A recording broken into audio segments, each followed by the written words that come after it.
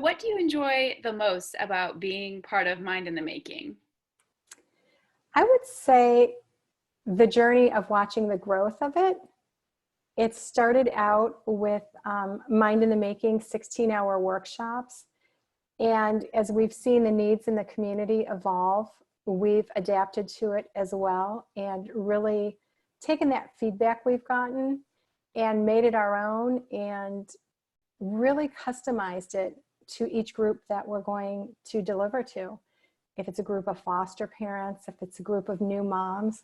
So the growth and the creativity we've gotten in taking the program forward, the collaboration piece of it with everyone involved is also a favorite piece of mine, of sitting down and brainstorming what's working, what's not working, how can we increase connection and engagement for that hour or 2-hour session.